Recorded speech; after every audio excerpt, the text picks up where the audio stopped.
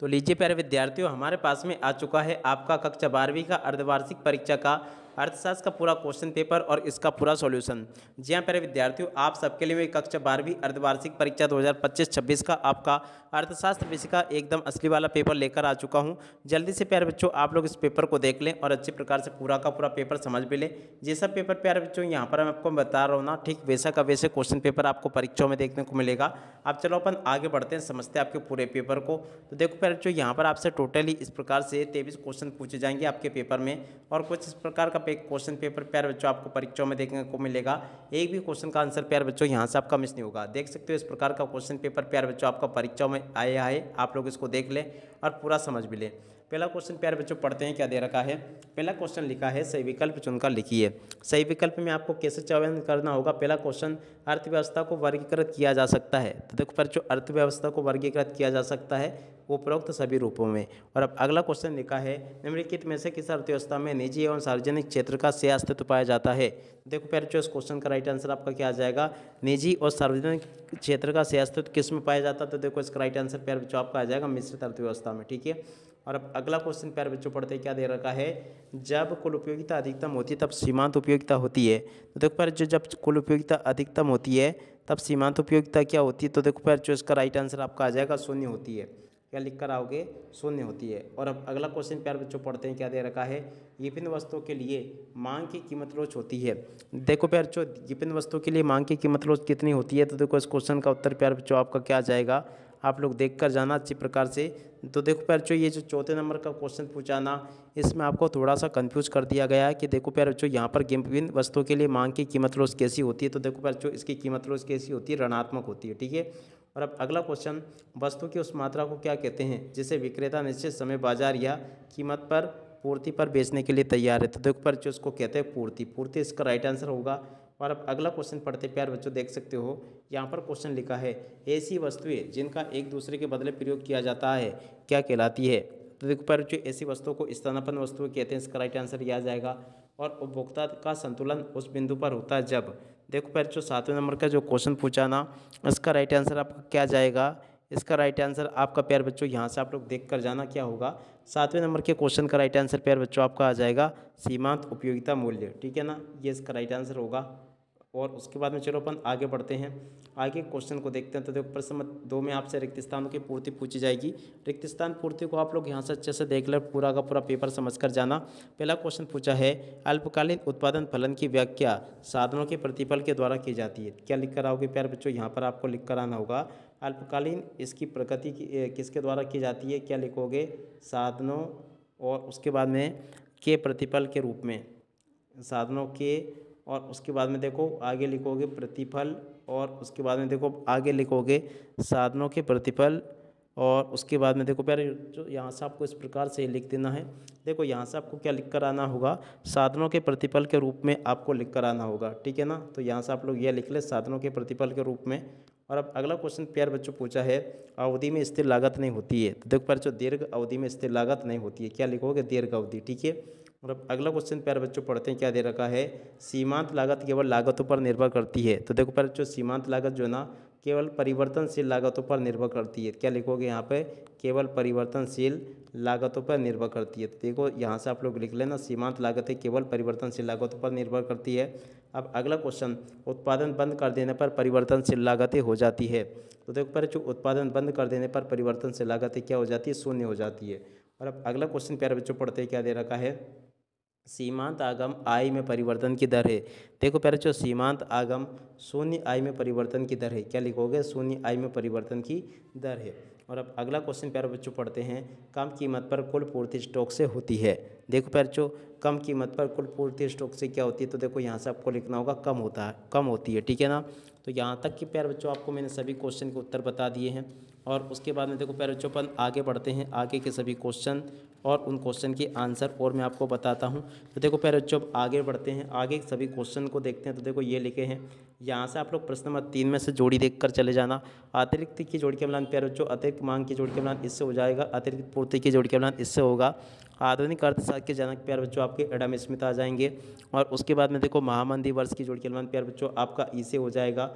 सकल घरेलू उत्पाद की जोड़ी का मिलान प्यारे बच्चों आपको सी से करना होगा। और उसके बाद में देखो सकल राष्ट्रीय उत्पाद की जोड़ी के नाम GNP से कर लेना होगा। ठीक है, तो यहाँ से आप लोग इसको देख लें। और उसके बाद में देखो प्यारे बच्चों यहाँ पर आपसे इस प्रकार से एक वाक्य पर एक शब्द में उत्तर पूछे जाएंगे। तो चलो प्यारे बच्चों मैं आपको एक वाक्य पर एक शब्द में उत्तर और बता देता हूँ, जो कि प्यारे बच्चों यहाँ पर आपसे पूछे गए हैं। टोटली प्यारे बच्चों मेरे द्वारा यहाँ पर आपको जिस प्रकार से क्वेश्चन बताए जा रहे हैं ना, ठीक वैसा का वैसे क्वेश्चन पेपर प्यारे बच्चों आपको परीक्षाओं में देखने को मिलेगा। एक भी क्वेश्चन का आंसर प्यारे बच्चों यहाँ से आपका मिस नहीं होगा। तो देखो आगे यहाँ से इन क्वेश्चन के उत्तर चलो मैं आपको बता देता हूँ। अंतिम वस्तुएं किसे कहते हैं, ये क्वेश्चन पूछे जाएंगे। इन सभी क्वेश्चन के आंसर प्यारे बच्चों मैं आपको आंसर शीट के ऊपर बता दूंगा। अब अपन यहाँ पर प्यारे बच्चों सत्य सत्य को देख लेते हैं। सत्य सत्य में प्यारे बच्चों देखो इसमें पहला सत्य होगा, दूसरा भी प्यारे बच्चों आपका सत्य हो जाएगा, और तीसरा क्वेश्चन प्यारे बच्चों आपका असत्य होगा। चौथे नंबर का क्वेश्चन प्यारे बच्चों आपका सत्य हो जाएगा। चौथे के बाद में देखो प्यारे बच्चों पांचवा क्वेश्चन ये भी आपका सत्य होगा। छठे नंबर का क्वेश्चन प्यारे बच्चों ये भी आपका सत्य हो जाएगा, और सातवें नंबर का क्वेश्चन प्यारे बच्चों ये भी आपका सत्य होगा। तो ऐसे आप लोग देख लें इनको पूरा और समझ लें। और उसके बाद में देखो प्यारे बच्चों आगे आपका पेपर इस प्रकार से आएगा। आदर्शक अर्थशास्त्र किसे कहते हैं, कुल लागत किसे कहते हैं, इस प्रकार के क्वेश्चन प्यारे बच्चों आपके पेपर में परीक्षाओं में देखने को मिल जाएंगे आपको। इन सभी क्वेश्चन को प्यारे बच्चों आप लोग अच्छे से देख ले, फिर मैं आपको एक ही साथ में प्यारे बच्चों इन सभी क्वेश्चन के उत्तर बताता हूँ। तो देखो प्यारे बच्चों टोटली आपका क्वेश्चन पेपर कुछ इस प्रकार का होगा जैसा कि मैंने आपको बताया। अब चलो मैं आपको इस पेपर का सॉल्यूशन और बता देता हूँ। तो लीजिए प्यारे विद्यार्थियों यहाँ से आप लोग इन प्रश्नों के उत्तरों को देख लो। अंतिम वस्तुएं किसे कहते हैं प्यारे बच्चों, देखो इस क्वेश्चन का उत्तर ये लिखा। मूल्यह्रास किसे कहते हैं, इस क्वेश्चन का उत्तर ये लिखा है। RBI का पूरा नाम क्या है प्यारे बच्चों, देखो इस क्वेश्चन के उत्तर को यहाँ से देखकर लिख दो। बंद अर्थव्यवस्था किसे कहते हैं प्यारे बच्चों, देखो इस क्वेश्चन के उत्तर को देखकर यहाँ से लिख दो। और MPC का पूरा नाम क्या प्यारे बच्चों, इस क्वेश्चन के उत्तर को यहाँ से देखकर लिख दो। ठीक है ना। और उसके बाद में देखो प्यारे बच्चों यहाँ तक के सभी क्वेश्चन के उत्तर मैंने आपको बता दिए हैं। और इसके बाद में देखो प्यारे बच्चों पर आगे बढ़ते हैं। अगला क्वेश्चन सत्य सत्य अपन ने देख लिए थे। और उसके बाद में देखो यहाँ से इन क्वेश्चन के उत्तर को और देख लेना। आदर्शक अर्थशास्त्र किसे कहते हैं, 100% प्यारे बच्चों आपके पेपर में क्वेश्चन छप चुका है। और उसके बाद में देखो प्यारे बच्चों बाजार अर्थव्यवस्था किसे कहते हैं, इस क्वेश्चन के उत्तर को भी देख कर जाना।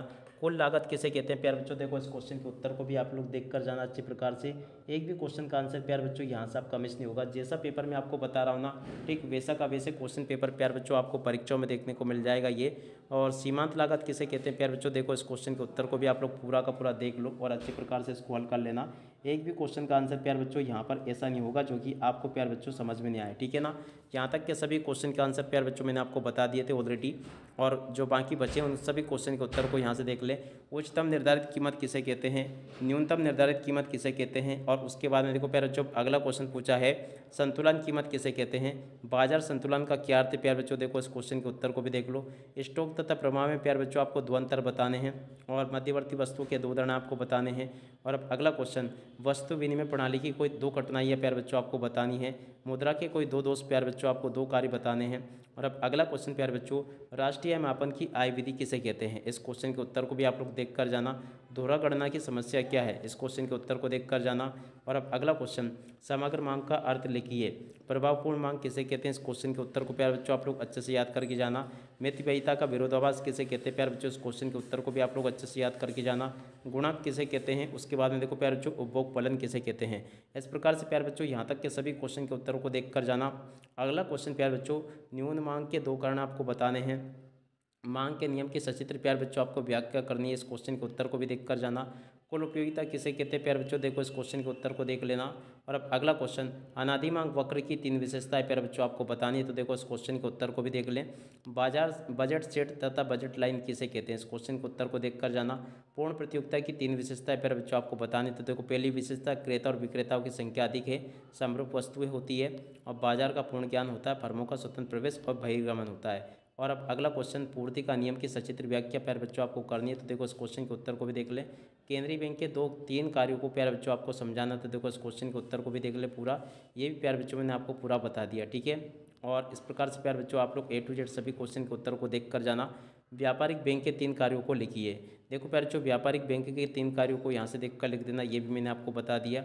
और उसके बाद में देखो प्यारे बच्चों स्थानापन्न वस्तुएं किसे कहते हैं, इस क्वेश्चन के उत्तर को यहाँ से देख ले। मांग की लॉज किसे कहते हैं प्यारे बच्चों, देखो इस क्वेश्चन के उत्तर को यहाँ से देख लो। ये पूरा का पूरा प्यारे बच्चों मैं आपको क्वेश्चन पेपर विद सॉल्यूशन के साथ में बता चुका हूँ। एक भी क्वेश्चन का आंसर प्यारे बच्चों यहाँ से आपका मिस नहीं होगा। अल्पकालीन सीमांत लागत वक्र युवाकार का क्या होता है, इस क्वेश्चन के उत्तर को प्यारे बच्चों पूरा का पूरा देख ले और अच्छे से याद कर लेना। ये भी मैंने आपको बता दिया पूरा। और अल्पकाल तथा दीर्घकाल की अवधारणाओं को समझाइए, तो देखो इस क्वेश्चन के उत्तर को भी देख कर जाना। राजस्व व्यय और पूंजीगत व्यय में प्यारे बच्चों आपको अंतर बताना है, इस क्वेश्चन के उत्तर को भी देख कर जाना। अवमूल्यन तथा मूल्यह्रास को समझाइए, तो देखो इस क्वेश्चन के उत्तर को भी प्यारे बच्चों देख लें और पूरा का पूरा समझ लेना। एक भी क्वेश्चन का आंसर प्यारे बच्चों यहाँ पर आपका मिस नहीं होगा। राजस्व घाटा और राजकोषीय घाटे में प्यारे बच्चों क्या अंतर होगा, इस क्वेश्चन के उत्तर को प्यारे बच्चों देख ले अच्छे से और पूरा का पूरा समझ ले। इस प्रकार से प्यारे बच्चों देख सकते हो A to Z सभी के सभी क्वेश्चन और उन क्वेश्चन के आंसर मेरे द्वारा यहाँ पर आपको बता दिए गए हैं। अब इसी के साथ में प्यारे बच्चों इस वीडियो को यहीं पर पूरा करते हैं। नमस्कार, जय हिंद, जय भारत।